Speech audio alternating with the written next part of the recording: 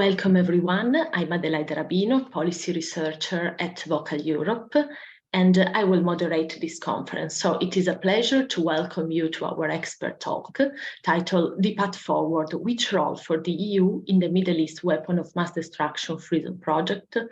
Please note that the event will be recorded and later it will be released as part of the policy debate series of Vocal Europe and disseminated through social media and emails. First of all, I would like to welcome our guests and briefly introduce them. We are joined by two experts from the United Nations, Dr. Zach Kane and Ms. Bino, respectively Director and Researcher in the Middle East Weapon of Mass Destruction Freedom Project, carried out by the United Nations Institute for Disarmament Research, and Mr. Finot, Senior Advisor and Associate Fellow at the Geneva Center for Security Policy.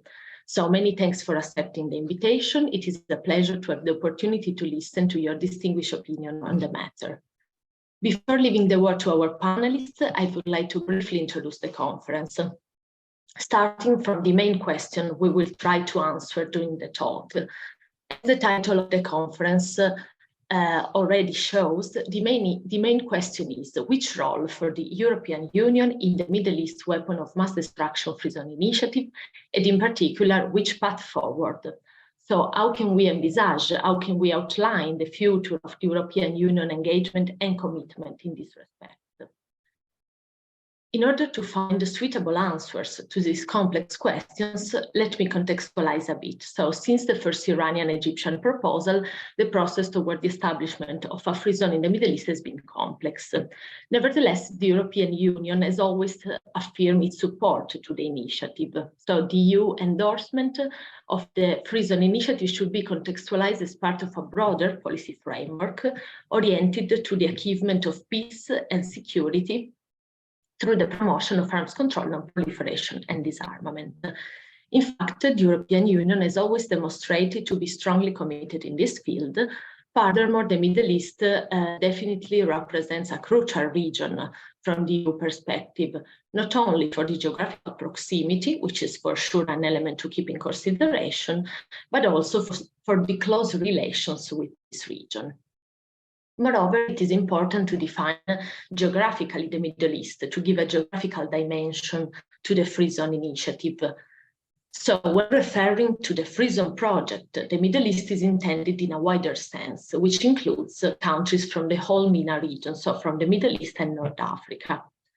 As we know, the European Union has close relations with several countries involved in the Free Zone initiative. Nevertheless, it is important to keep in consideration that the European Union remains an external actor in the project. So it will be particularly challenging, but also very interesting to try to find a suitable role for the European Union and also to identify the main challenges and opportunities ahead. After this brief introduction, I would like to leave the word to our distinguished guest. So thank you so much for your attention, and we will start from the United Nations experts intervention. So Dr. Zach Kane and Ms. Pino, the floor is yours. Thank you. So I will start with a short history of the Middle East Weapon of Mass Destruction Free Zone, just to get us all on the same page of where we started, how development happened, and where we are today. And then I will speak shortly about the role of the EU engagement and support. So let me start with really the idea, and as you mentioned, the idea of weapon of mass destruction free zone in the Middle East dates really back decades ago and really has moved slowly. The first major milestone took place in 1974 when the UN General Assembly approved a resolution that titled Establishment of a Nuclear Weapons-Free Zone in the region of the Middle East. And that resolution really was proposed by Iran and Egypt and was adopted by the UN General Assembly without a vote from 1980 to 2018. Little happened in the initial years until really 1991, when the Gulf War started, and then when the Mubarak initiative, then the president of Egypt, expanded the idea from nuclear weapon free zone to a weapon of mass destruction free zone. So the scope has been expanded to not only nuclear, but also the other weapon of mass destruction, chemical and biological. And then because of the Gulf War, the US initiated really a peace process in the Middle East. That one of the sort of spin-off of the peace process was also the Arms Control and Regional Security Working Group, and that was part of the 1991 Madrid Peace Conference. And that working group really was complementing the bilateral discussion between Israel and its immediate neighbors. The working group met between 1992 to 1996, and it really aimed to foster regional security, discussing both conceptual as well as operational issues. And they did manage, surprisingly, to get to 5 different agreements, mostly related to the operational basket that discussed CBMs, confidence building measures, on the conventional side.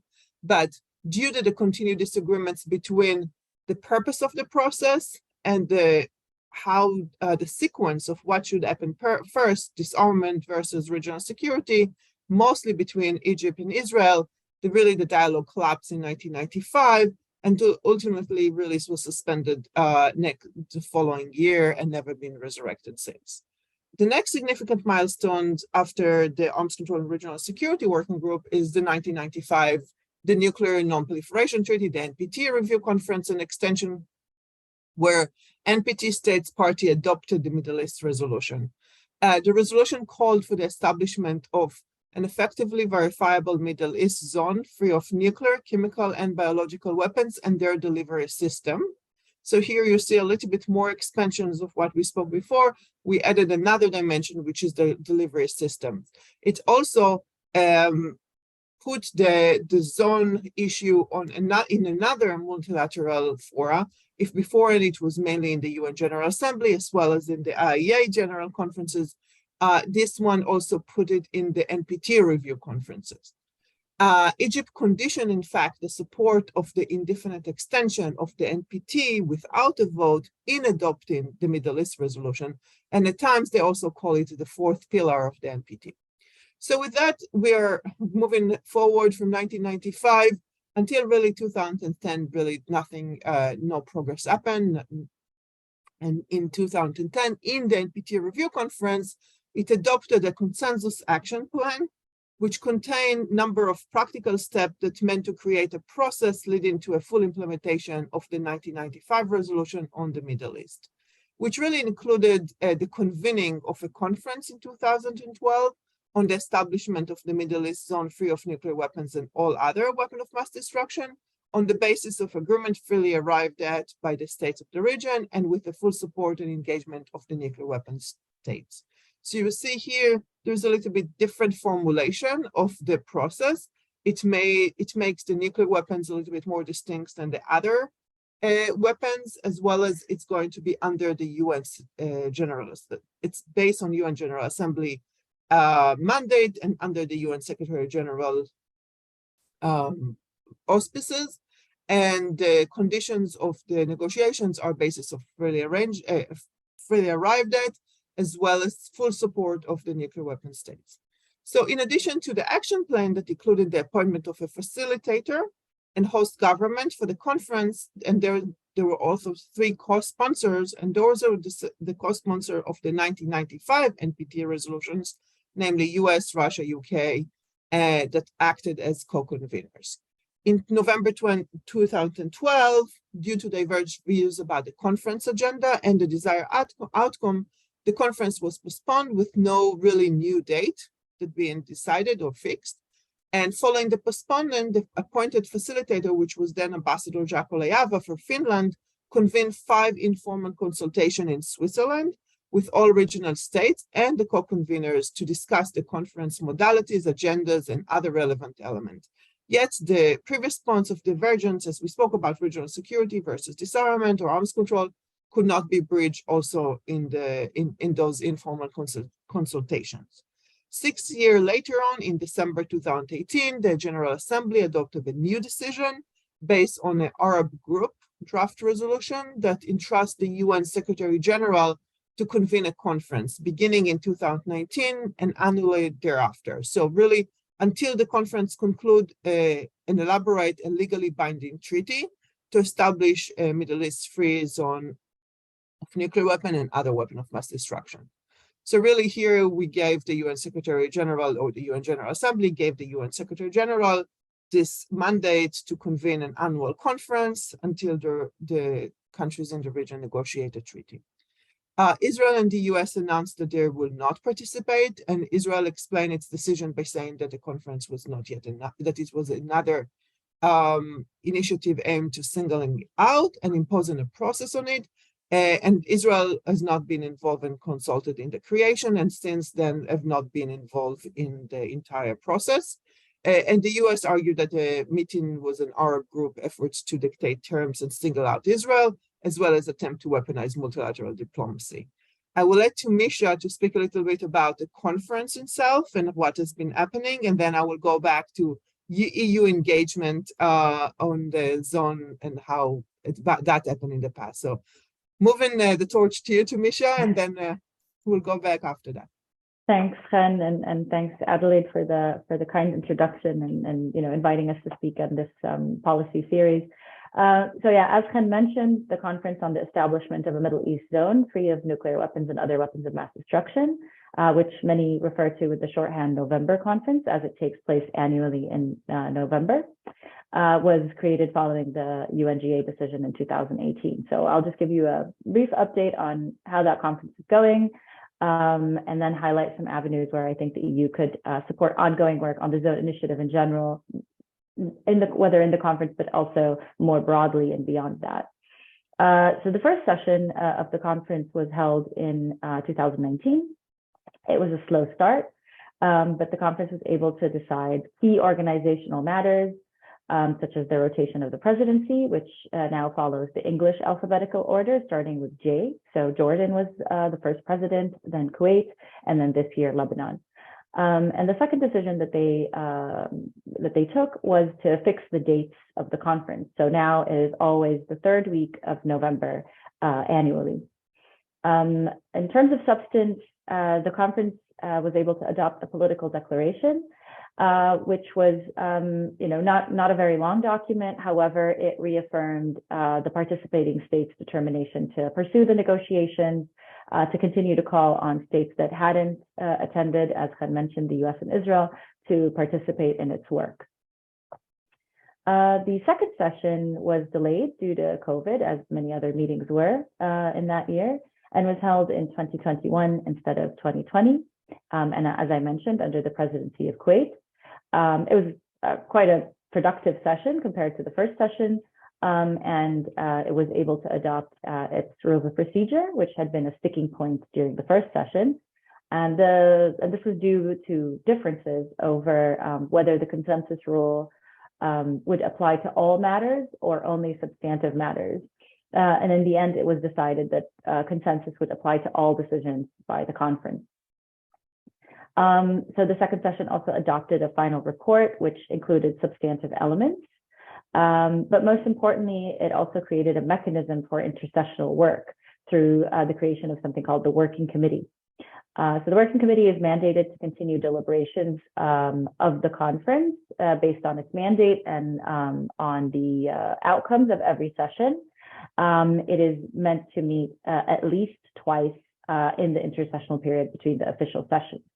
And it is really seen by some states as the expert arm of the conference, although at this early stage, I think its potential as such hasn't yet been fully utilized. Currently, it's been, or in its first iteration this year, it's been a forum that includes panels where experts are invited to brief the members of the conference on technical matters. But I think looking forward down the line, and as the conference progresses towards fulfilling its mandate, the Working Committee will be an essential forum for discussion beyond the limited 5-day schedule of the official sessions. And of course, this is not a novel approach. Several other treaties, as you know, have preparatory committees and intercessional processes, and these are a common feature of those treaties, such as the NPT and the BWC, for example. So the last intercessional period, the Working Committee's agenda had 2 topics on it. So the first one was the nature of the treaty, and perhaps this merits some unpacking.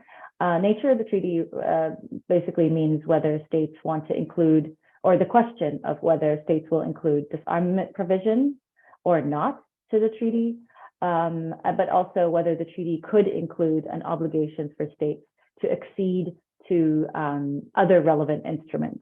So that was the first topic. And the second topic was matters relating to nuclear verification, especially nuclear disarmament verification, how that could be undertaken and by which authority, and such details on the issue.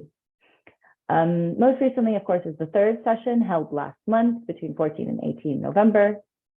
Also was able to adopt a final substantive report. I mean, it was a rough going on the last day, but states really stuck it out till late into the night, and finally were able to adopt the report.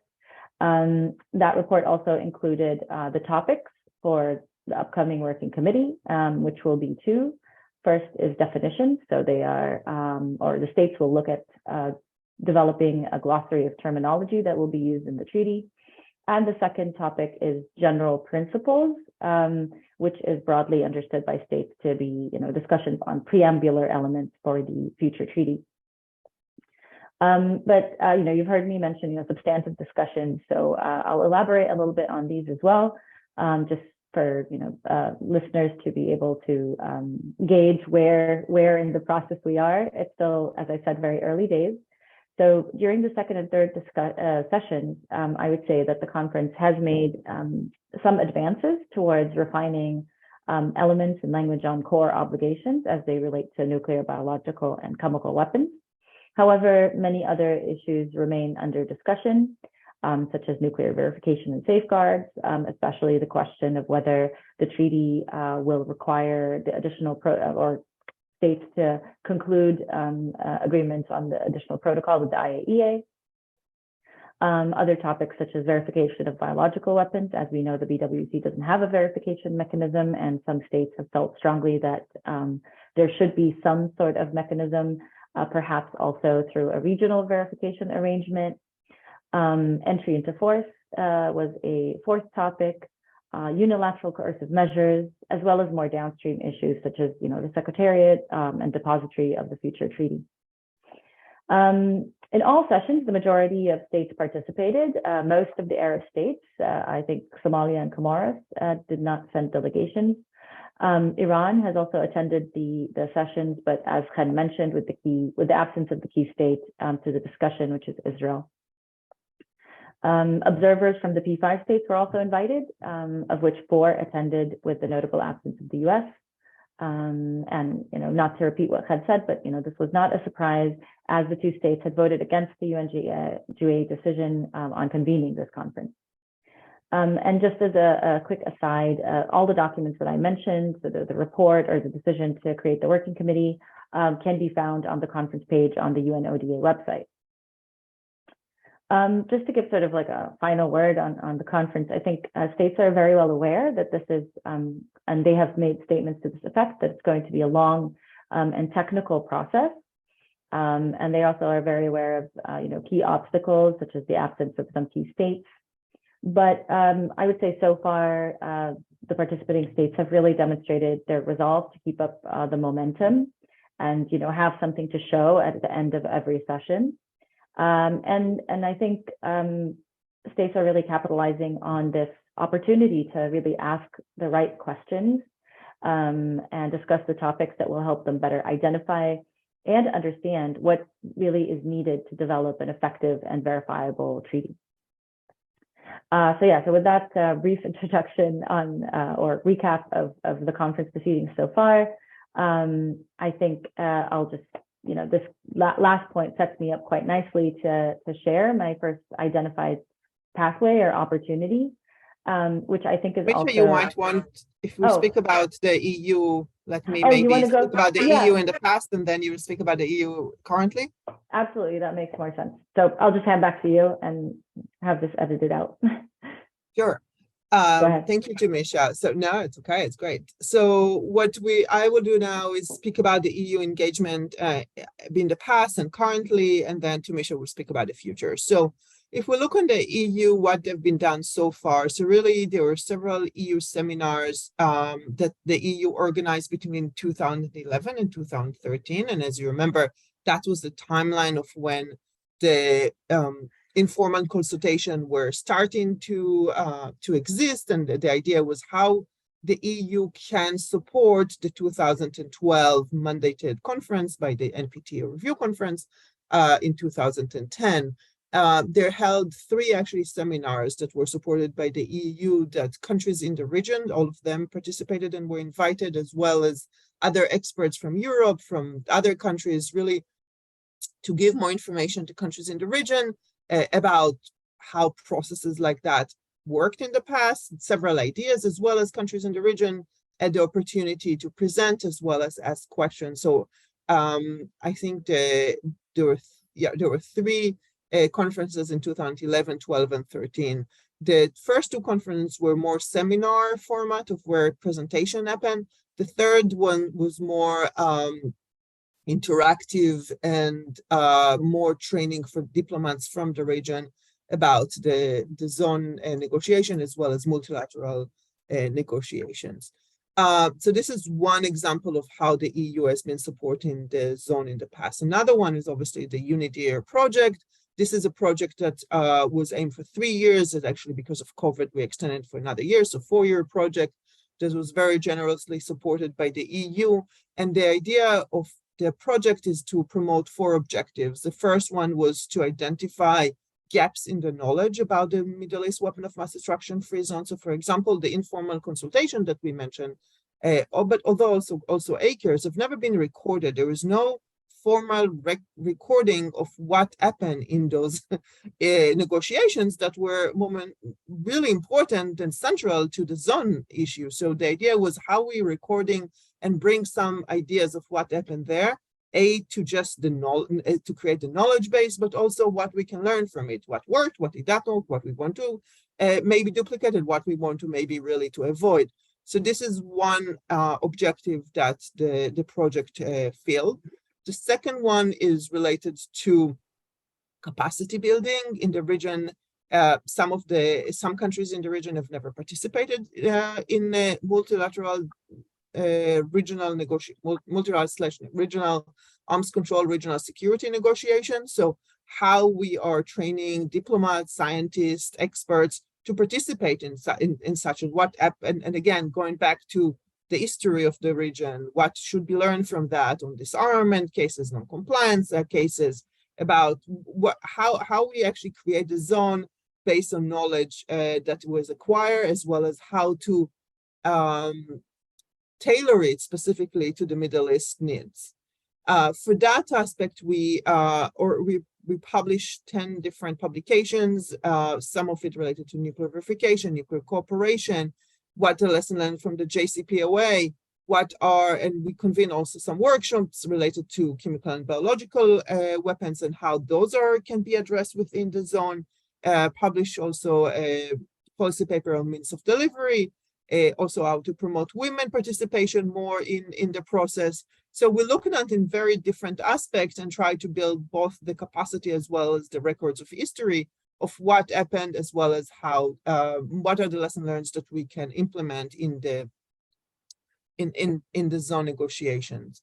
We also partnered in some cases with the IEA, with the OPCW, ISN-BWC, UNODA, UN Women, to really bring all the UN machinery that can help the process. With regard to that, so that was the second objective. The third objective was really dialogue. So convening dialogue and making space for countries in the region to discuss those issues, and really have both informal workshops that were not open to the public, so that give it really more safe space, as well as public events to really show what countries in the region think, what experts from the region think, and how we can progress on those. So this is sort of in the second EU big contribution, the size of the seminar. So that was the EU, the UNIDIR project. The third one is really the EU has been supporting various initiatives to support the capacity building in the region, but also regional dialogue.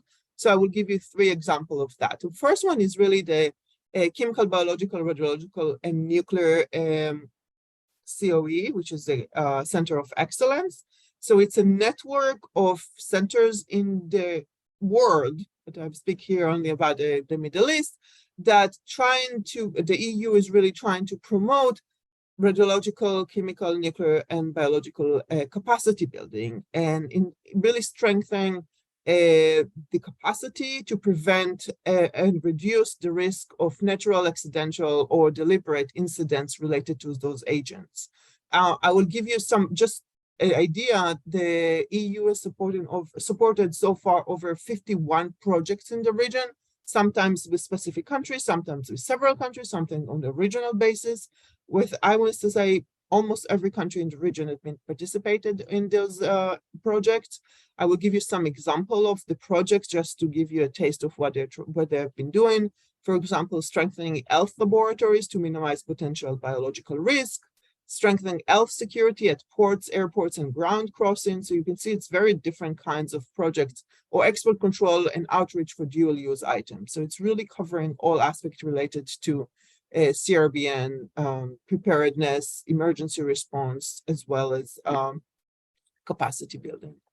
And then the last aspect that we saw so far is really supporting various regional dialogues on non-proliferation, on disarmament, and regional security. One of them, the bigger example, is the JCPOA. The EU played really central part in the JCPOA and continue to play this important part within the JCPOA, which is the Iran deal, the Joint Comprehensive Plan of Action. And then the last aspect that I will consider is EU not always play a role as a big EU. Sometimes countries specifically play a significant role. So here I will give some example, though not part of the EU, but Switzerland have been supporting Lyon and Geneva. Informal consultation, that's where it happens. The informal consultation happened in Lyon and Geneva. Ireland has been supporting METO, which is an organization that's developing the Middle East Treaty Organization. It's an organization that both promote capacity building as well as they develop a draft treaty that's supposed to inform the negotiations, the negotiators right now on the Middle East weapon of mass destruction free zone. So there are various states that are playing individually an important role in promoting the zone. And I will stop here and pass it to Tumisha. Thanks, Chen. Yeah, and I think everything you said actually sets me up even better for what I'm about to share. As Chen mentioned, you know, the EU has always played a large, significant role in supporting capacity building and cooperation in the Middle East. And so, you know, the first pathway, and perhaps this is not groundbreaking, but I do still feel like it is it's a very important opportunity for the EU to continue supporting the zone through this long tradition of providing educational and capacity building opportunities relevant to the issue and CBRN in general. So, for example, you know, through arranging these seminars, I think one that we've discussed in the past is like visits to Euratom, seminars there. This could also be something that could be taken up within the framework of the working committee, if that's deemed appropriate. And really, these kinds of visits and seminars help states learn the lessons from the EU's experience with regional cooperation on issues such as, you know, nuclear safeguards. And I know that the states of the Middle East have and are considering a regional verification mechanism. It is also an example for regional governance of a regional governance and regulatory body for nuclear materials to ensure a secure supply of nuclear material. And this is especially, timely, I would say, because in the Middle East, as you must know, the interest in nuclear energy is steadily growing. There are obviously also other aspects that can be learned from the Euratom experience related to cooperation on peaceful uses, as well as nuclear safety and security.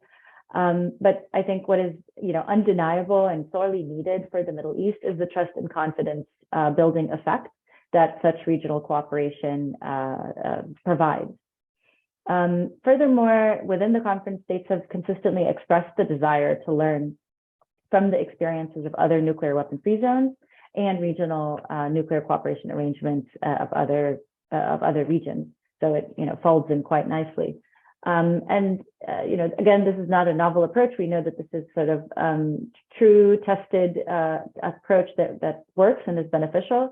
As had mentioned, part of the arms control regional security talks in the 90s, participants at the time and still today, as is evident from CNS and Wilson Center had conducted a oral history project that interviewed a lot of the participants and negotiators at the ACRES talks, and they all really stressed how beneficial those visits, such as like a visit to Iranian or others, were in terms of capacity building, understanding what a nuclear reactor looks like, how centrifuge facilities operate. And so they're really invaluable experiences for states when they're trying to negotiate prohibitions, limitations, and cooperation on these technologies.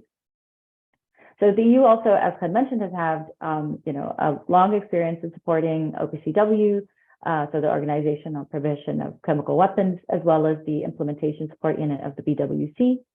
And so it can help really in developing capacities in the region on CW, on chemical weapons and biological weapons aspects in the zone. So, just to wrap up, what the EU has been doing and it looks like is set to continue to do this contribution to capacity building in the region is really key, as it will underpin any future treaty or any negotiation to establish the zone. My second kind of opportunity that I see is also something that Chen touched upon, which is sort of the facilitation and soft diplomacy role that the EU has successfully played and continues to play in the region. As well, and I think this is also one of the EU's strengths as well. So although the EU as such, as an organization, is not part of the conference, states would welcome if the EU or individual European states would exercise their soft diplomacy to help encourage and facilitate the participation of Israel as well as the US in the work of the conference. And I say this based on conversation with states of the region, fully acknowledging existing limitations in EU policy or just the complicated politics around the conference and this issue in general, because as we know, it's very intertwined with other security dynamics in the regional environment. But so those were my 2 cents. I hope the listeners would find some food for thought in those. And I know Chen wanted to add a couple more, so I'll just hand back to you.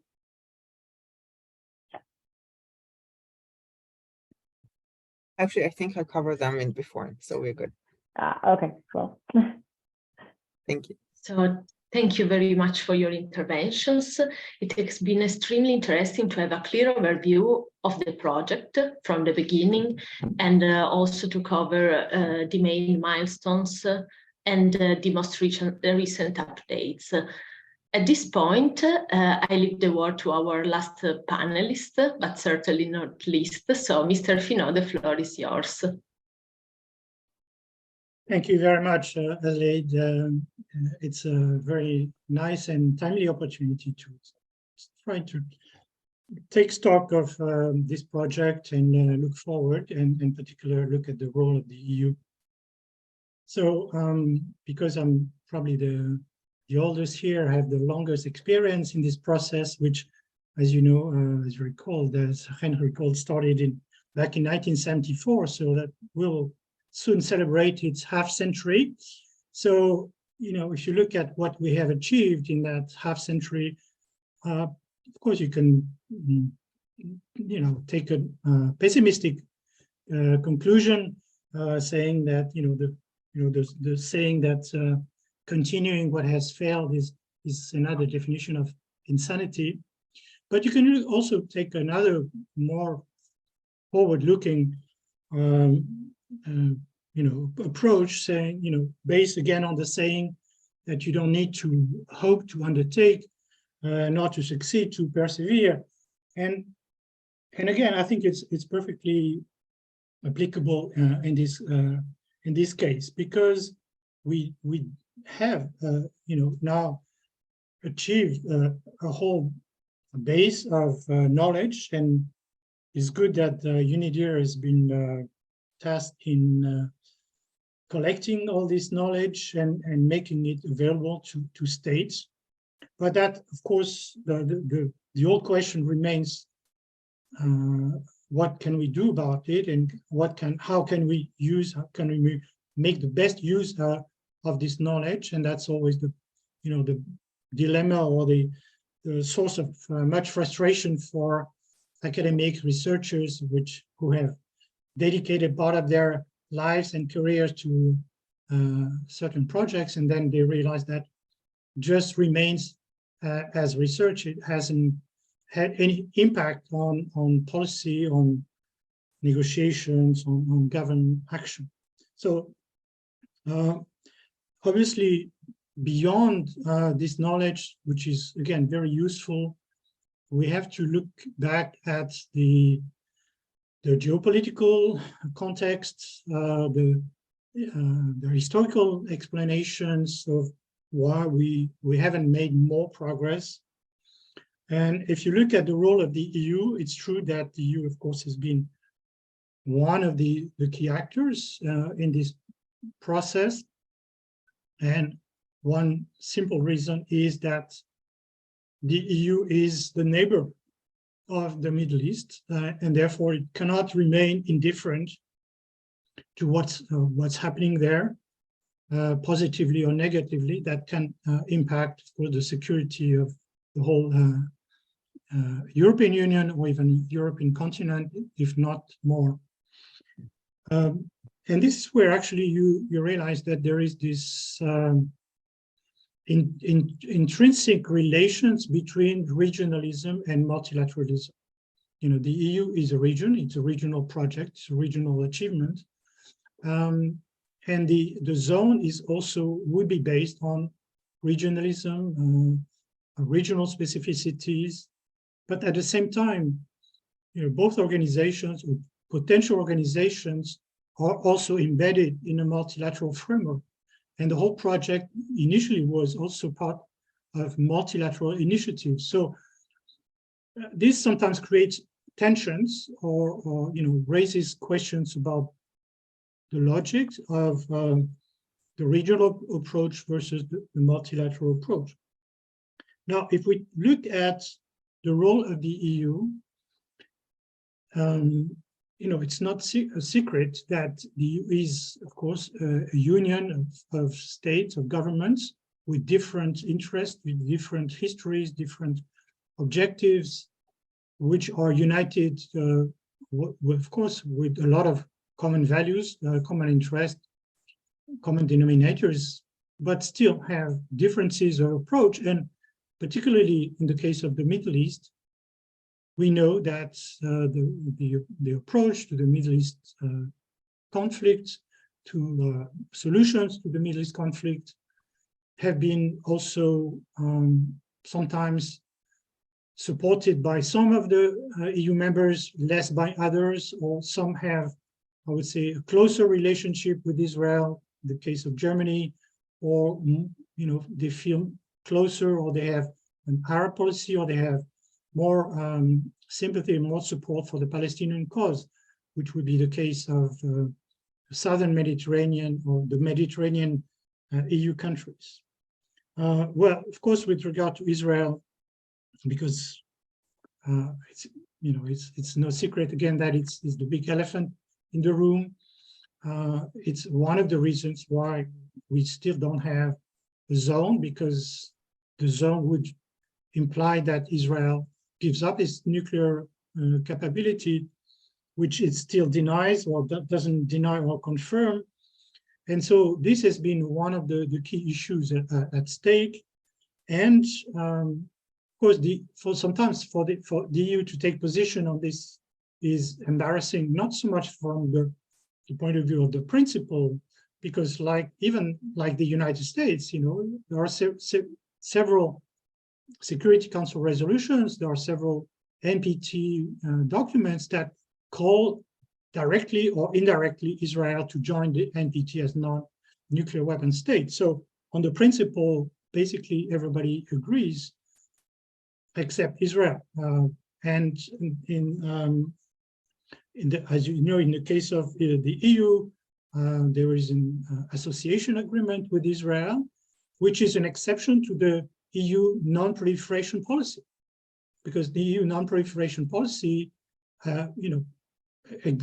tries to exert pressures on states that would acquire weapons of mass destruction, or tries to discourage them from doing so.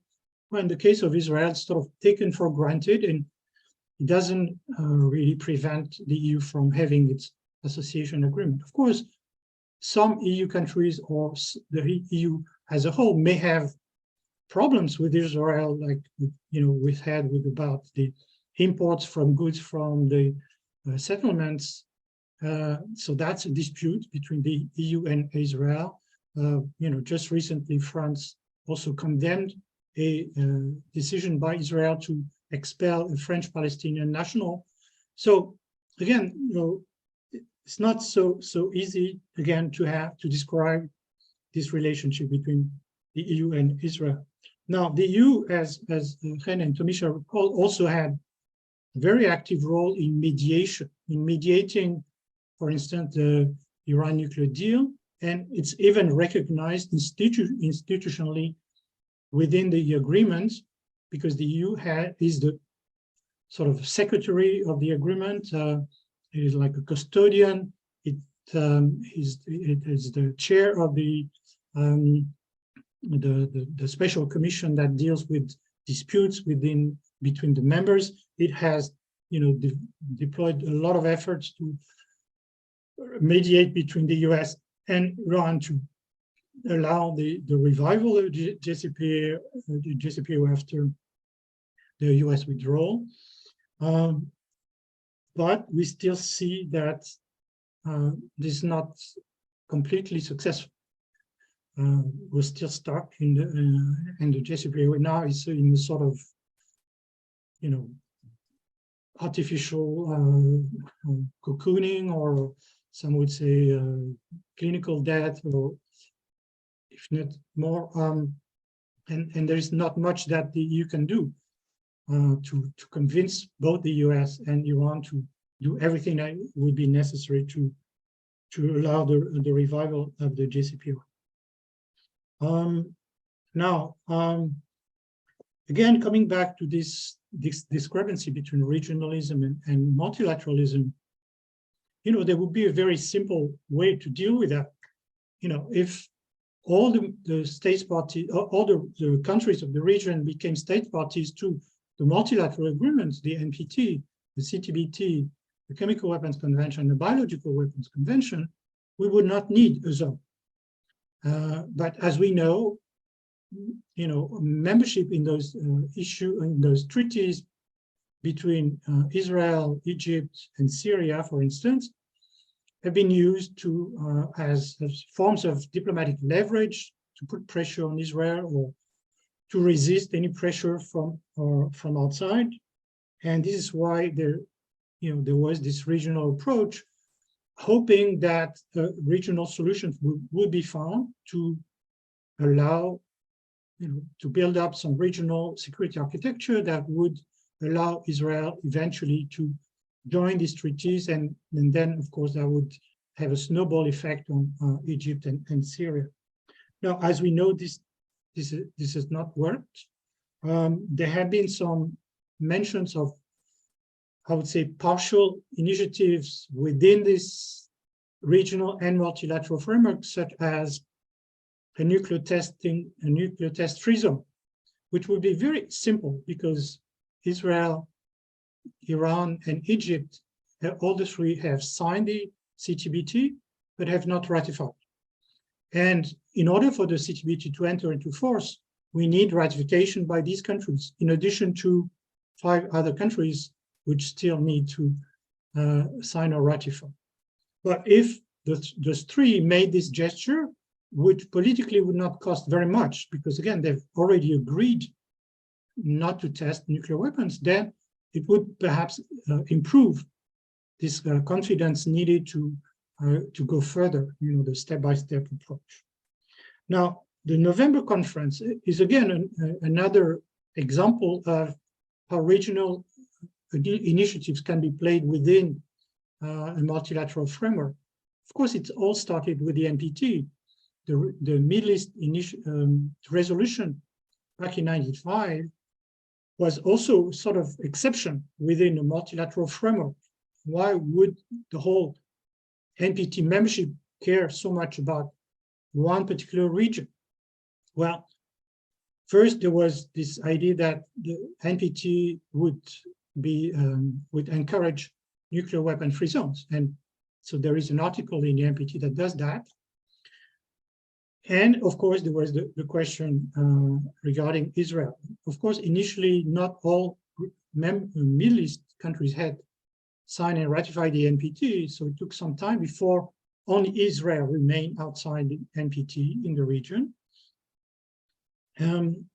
But again, it gained momentum because the Arab countries under the leadership of Egypt used this as a leverage to obtain or to join the vote or the consensus on indefinite extension of the NPT. So it was a clever diplomatic move, except that it was premised on promises. The promise by the nuclear weapon states that there would be a conference on the zone, which never happened. So, in French, we have this saying that means that promises commit only those who believed in them. So now I'm sure that if the question would be asked again, most probably Arab countries would think twice, before agreeing to, such promises without anything really substantial.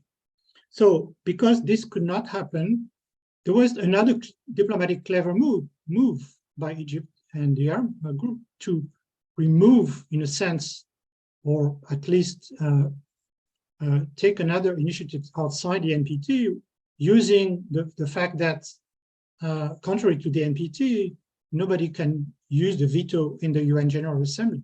So there was a majority vote with some negative votes, but it was adopted and it started the process. So again, I think it was a beautiful piece of diplomatic statecraft to to start a new process, which would actually remove some of the stumbling blocks within the NPT. And as we have seen in the last review conference of the NPT, the zone issue was not prominent as in the past, and there was, of course, other reasons why there was no agreement on a final document, but it was not certainly the Middle East zone. Now, the November conference has many advantages. First, it's open to all states of the region, even if it's boycotted by Israel so far. But it creates this framework to address regional security issues, which, by the way, Israel has been calling for and explaining why it couldn't, agree on the simplistic approach of the zone, because it needed to build up this confidence and this security architecture in order to make some more crucial disarmament decisions.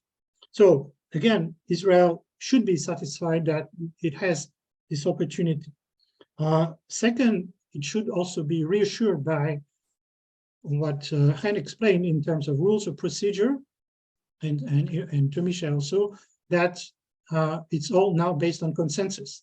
So again, it's in a sense reverting to the NPT model within a regional conference within the UN, which was adopted by majority vote. But that's a way, again, to reassure Israel that whenever it's ready to join this process, nothing can be adopted without its approval. And then, of course, again, as both speakers explained, that it's an ongoing process. It has to take place every year. There's now this agreement even to have a budget for that, dedicated to this process, and including now some intersessional meetings, which again creates more opportunities for dialogue apart from, there's just a couple of days where delegates read statements. Now you have an opportunity to start really addressing the core issues and even start negotiating the key elements of the treaty. Civil society, of course, was mentioned as one of the potential actors. Perhaps it's not given yet the place it deserves. METO was mentioned as one of the key actors that has actually drafted a draft treaty. So that's just to show that it is possible and help the delegates, the representing governments.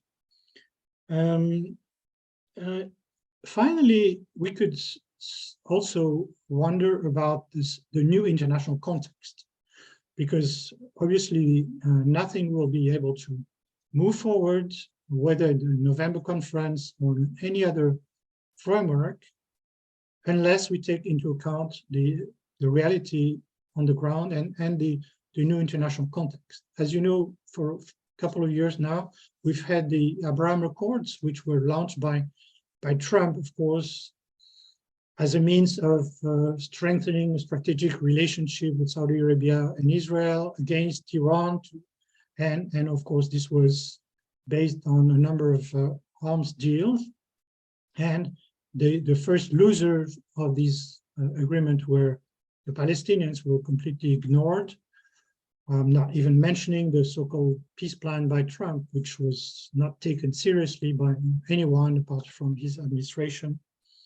But that, does create some a new potential or new dynamics, which, of course, the first translation of which is the multiplication of normalization agreements between Israel and Gulf countries, and Morocco and Sudan, potentially.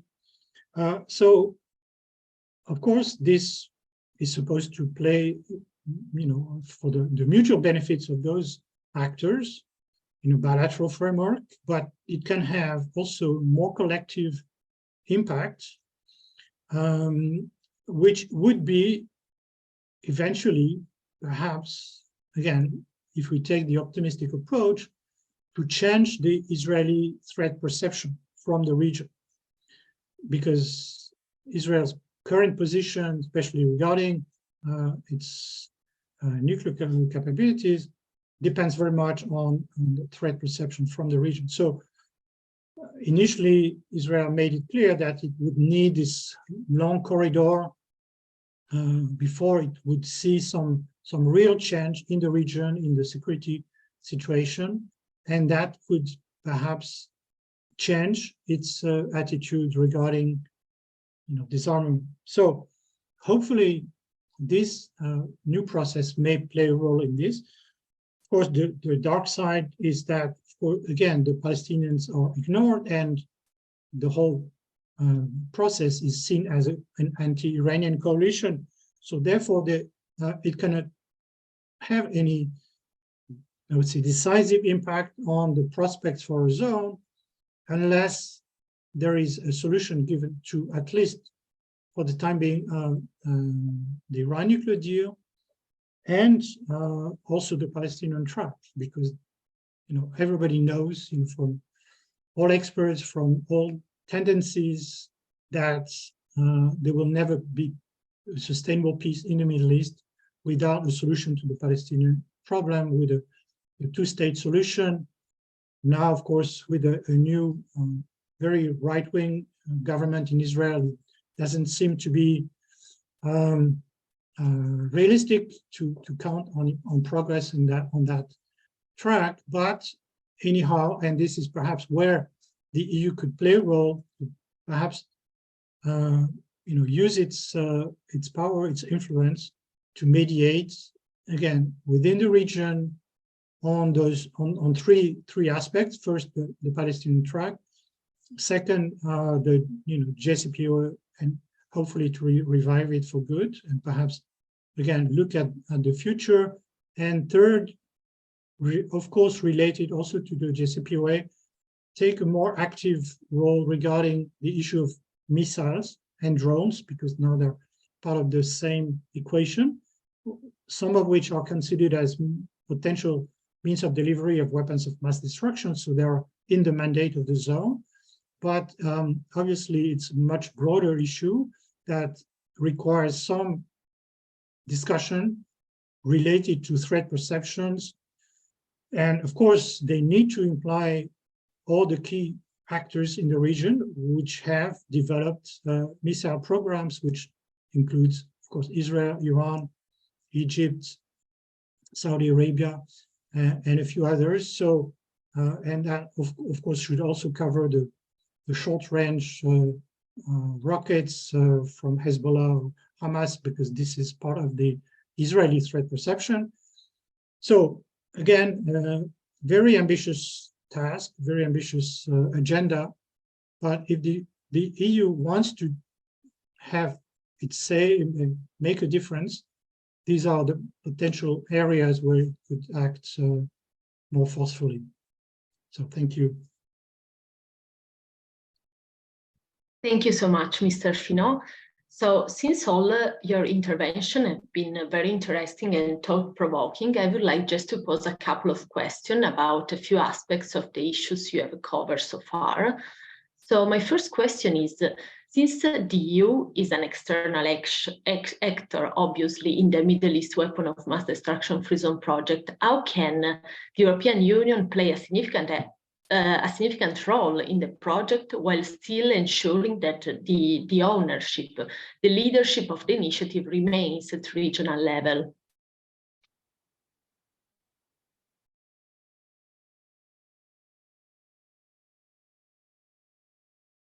Are you asking anyone in particular? As you prefer. Someone who wants to answer is free to do it. Well, obviously, as I said, the EU has direct vested interest in helping improve the security situation in the Middle East, because it's neighborhood. So obviously, whether it's an external actor or not, doesn't really reduce it's the need for the EU to act. Now, the ownership obviously has to remain within the region. It's part of the standard rules adopted by the UN that any zone has to be based on negotiations among the actors, freely arrived at, etc.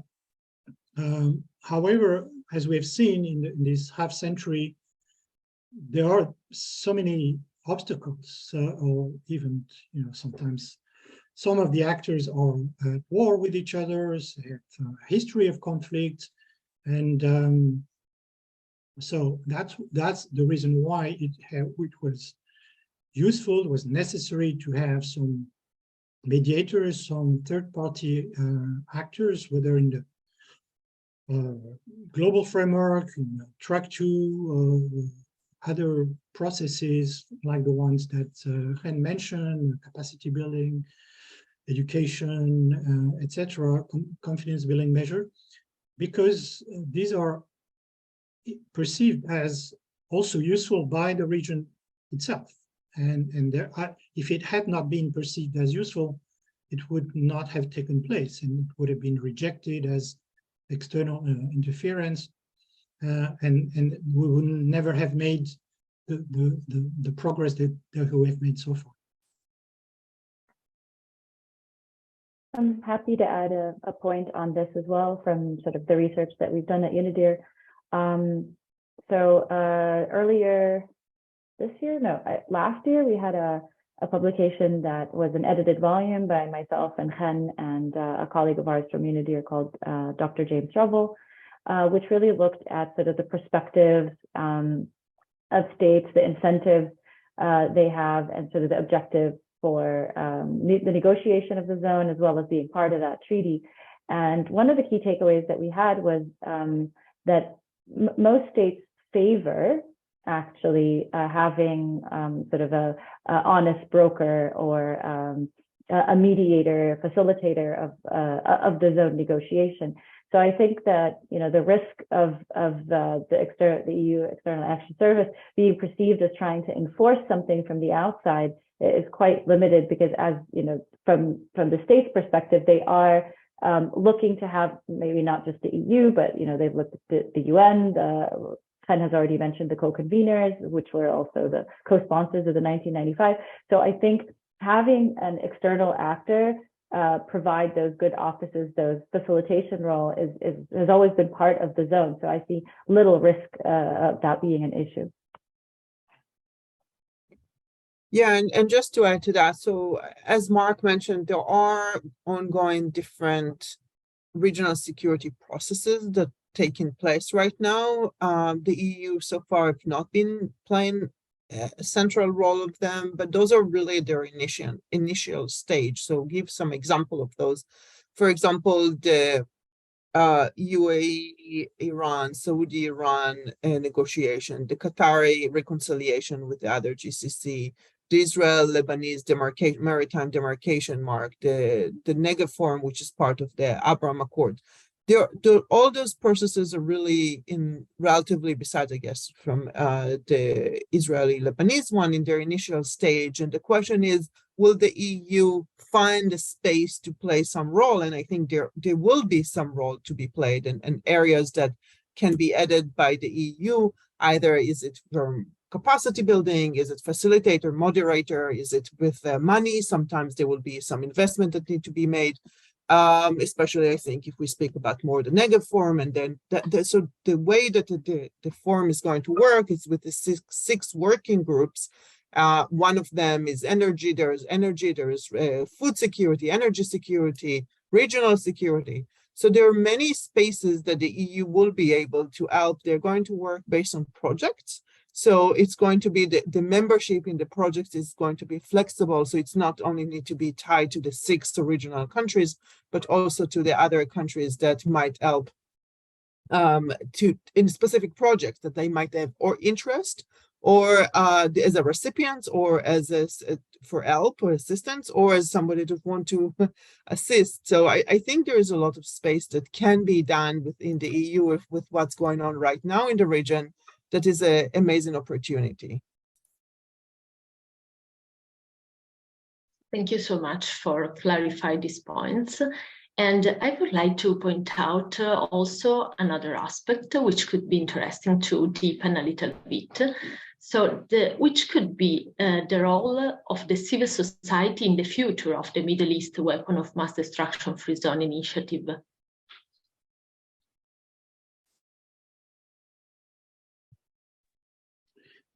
Yes, well, of course, we already discussed this, and it's clear that in this process, civil society is often absent. It's been mostly a diplomatic process geared by states. Now, it has changed slightly with the METO project, which tried to bring together several people from civil society, from academia, from research, advocacy, from the region, with the support of some experts from external to the region. But clearly it's based on grassroots movements, which may exist in some of the countries of the region, but unfortunately were absent from other countries. Unfortunately, we can see what's happening in Iran currently with protests from civil society, and we can see the harsh reaction of the government. So this doesn't bode well for any process that could be harmonious and really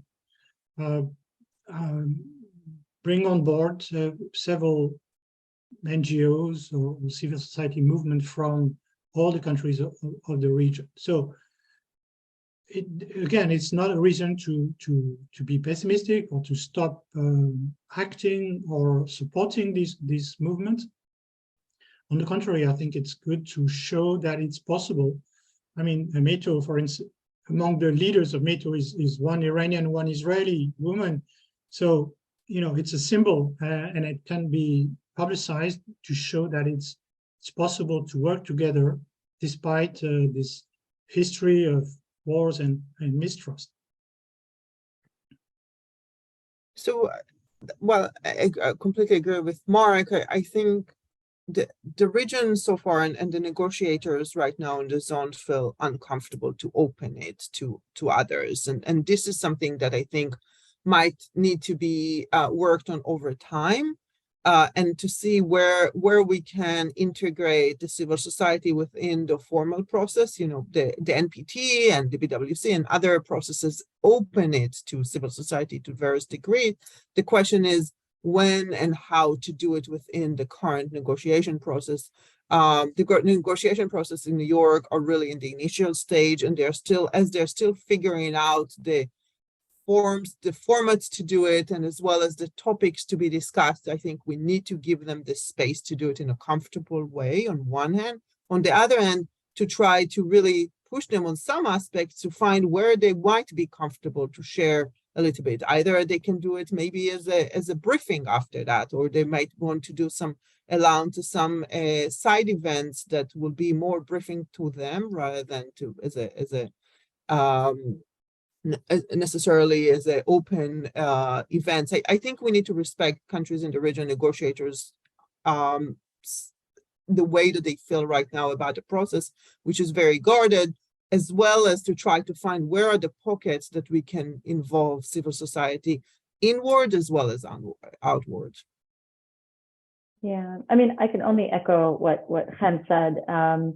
I think it's important, the same way as when we talk about nuclear weapon-free zones and their establishment, that each region has its specific unique characteristics. I think how civil society, and by civil society, I would focus on groups that do advocacy and activism, because I think that's the group that we're referring to. First, the existence of such organizations in the Middle East is quite new. They face a lot of restrictions. So, and at the same time, we shouldn't be, looking at this issue, oh, this succeeded with the CPNW, for example, so this is the perfect model to also apply to the Middle East context. The culture of the Middle East is different. The current progress within the conference is different, but that doesn't mean there's no role at all. So, I mean, civil society is not only activists and advocacy groups, but also experts, academics, scientists. And I think there, especially at this stage, there's a lot of opportunity and fertile ground.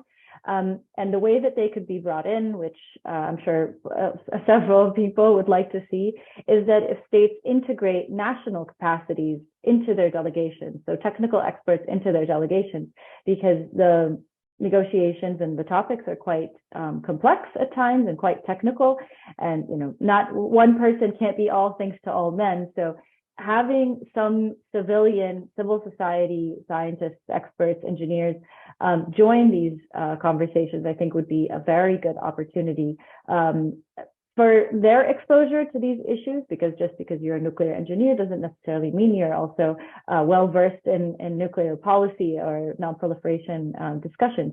So I would point to that as being a good avenue to include civil society at this early stage. Thank you. So in conclusion, my last question will be, which would be your main recommendation for the European Union policymakers with regard to the Middle East Weapon of Mass Destruction Free Zone project?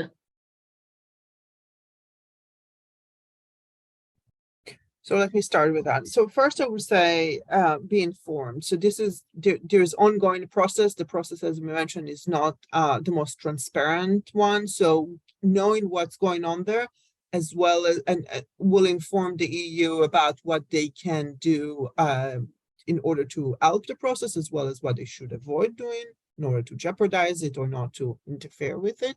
So, but in order for that, you really need to be knowing what's the process is going on. So that's one aspect. The second one is really to have an ongoing conversation with everyone in the region, the Arabs, Israel, Iran, and really understand what they need in order to go forward. and what they will feel comfortable, and trying really to find this in the Venn diagram, the very small piece of where they will feel comfortable to try to move forward and promote those. And not all of them need to be in all events and all dialogues or all projects, but really to find where countries in the region feel gaps exist and what they need in order to feel more comfortable with the, or need, not even to feel only more comfortable, what they really need, capacity building or facilitator aspects or good governance or good offices, services to really try to promote the zone. And as Tamisha mentioned, there are so many aspects that are still needed to be supported that related to capacity building, that there's really related to safeguard, security, safety, that really open, and regional security as a sort of another aspect that really there is a lot for almost everyone that is willing and to play a role.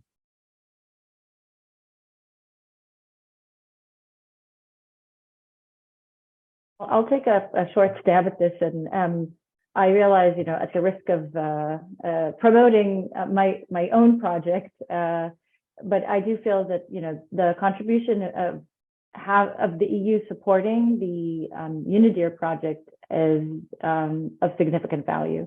And Chen and Mark have already touched upon this. The fact that there's not a lot of information, that there are gaps in the research, and the project was literally created to fill this gap and help address it and make sure that the past processes are documented and are not lost for posterity, so the current negotiators and future negotiators can learn from them.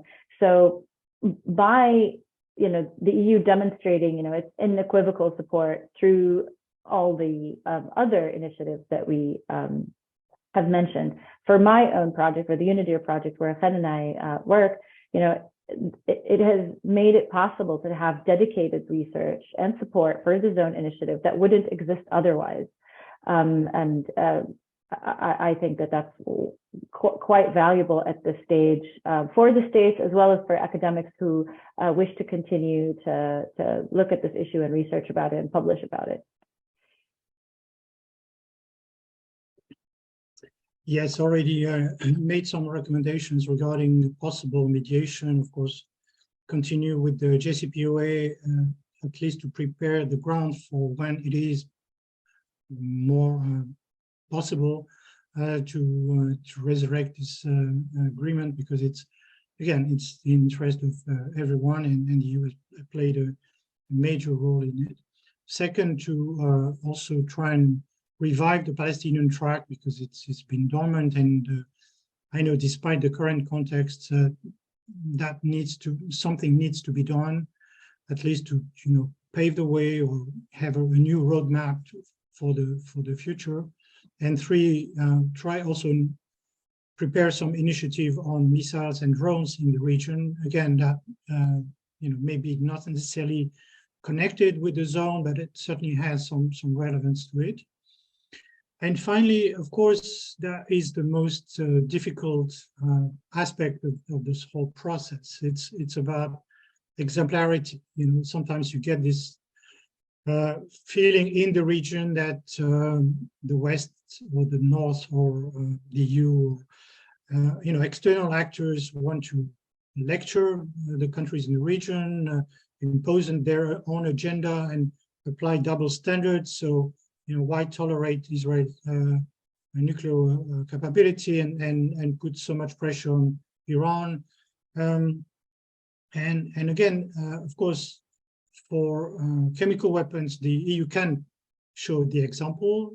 The same with biological weapons, and the recent achievement of the outcome document of the review conference can certainly, again, be an opportunity for the EU to continue its action in this regard. But the most difficult part is the nuclear aspect, the nuclear weapons. As everybody knows, the EU is divided on this. The lowest common denominator, of course, is not very helpful. You have one nuclear weapon state member of the EU. You have 3 states parties that sign and ratify the Treaty on the Prohibition of Nuclear Weapons. We have 21 NATO members and 2 potential new ones, which seek a nuclear umbrella. So how can they be credible in preaching against nuclear weapons in the region, while they still remain attached to the policy of nuclear deterrence or possession of nuclear weapons themselves? So it's, of course, it's a broader issue that goes beyond the EU credibility, but it certainly is something that we should keep in mind.